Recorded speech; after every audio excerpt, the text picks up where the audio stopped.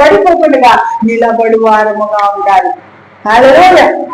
ఎవరితో మాట్లాడతారు? హెచ్కేలో నువ్వు నడుపుతున్నా చక్కగా నిలబడు అన్న. చక్కగా నిలబడిన వ్యక్తులతోనే మాట్లాడతాడు. లోకంలో వంకర టింకర పోయేది సర్పం, చక్కగా నడిచేది సింహం. రాజజీవితో నడవాలండి, మనం తగ్గాల్సిన అవసరం లేదు. హల్లెలూయా. ఎటు పోయినా ఇరికించినా కూడా మేము విడిపించబడుతున్నామంటాడు అపోస్తలుడైన పౌలు. అవునా? ఈరోజు మనకు కూడా అదే వాగ్దానం ఉంది.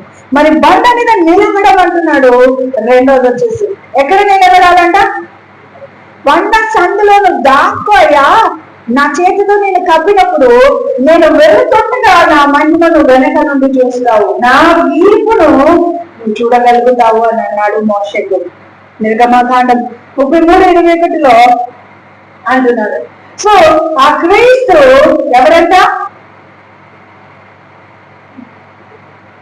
తానే బండగా బండ సందులుగా మారి ఆ క్రీస్తు ద్వారా తండ్రిని చూడగలిగే కృప అనుగ్రహించినాడని అపోస్తలుడైన పౌలు కొరింథీయులకు రాసిన పత్రికలో బయలుపరచడం జరుగుతుంది. మొదటి కొరింథీయులకు రాసిన పత్రిక 10:4 అందరూ ఆత్మ సంబంధమైన ఒకే పానీయమును పానము చేసి ఏలనగా తమను వెంబడించిన ఆత్మ సంబంధమైన బండలోనిది త్రాగిది. ఆ బండ క్రీస్తే. మరి ఎవరంటే ఆ బండ? క్రీస్తు ద్వారా తండ్రిని చూడగలిగినాడు.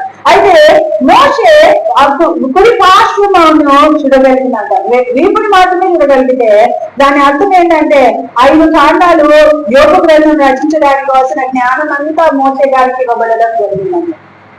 ఆమేన్. అంటే పాస్ట్ చూస్తున్నాడు ఆయన, గతాన్ని చూపించినాడు దేవుడు. ఆది కాండంలో మరి అబ్రహాము, ఇస్సాకు, యాకోబులతో పాటు పుట్టిన వాళ్ళందరి గురించిన చరిత్ర ఈ నిర్గమకాండంలో పుట్టిన మోషే తెలుసా? తెలియదు.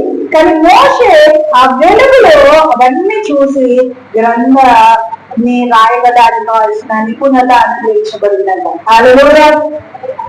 అంటే ప్రజెంట్, ఫ్యూచర్, పాస్ట్ అన్ని దేవుడిలో మనం కలిగి ఉన్నాము. ఆమేన్. హల్లెలూయా. నీ ప్రజెంట్, పాస్ట్, ఫ్యూచర్ ప్రభు చేతిలో ఉంది. ఆమేన్. చెప్దామా పక్క వాళ్ళకి? నా ప్రజెంట్, పాస్ట్, ఫ్యూచర్ అన్ని దేవుడి చేతిలో ఉంది. నీకు పిల్లలు కావాలా? అందులో ఉంది. నీకు వివాహం కావాలా? అందులో ఉంది. నీ పరిచయ అభివృద్ధి కావాలా? అందులో ఉంది. నీకు స్వస్థత కావాలా? అందులో ఉంది. ప్రతి ప్రజెంట్ నువ్వేం కావాలనుకుంటున్నావో నీ చేతిలో ఉంది అని చెప్తామా?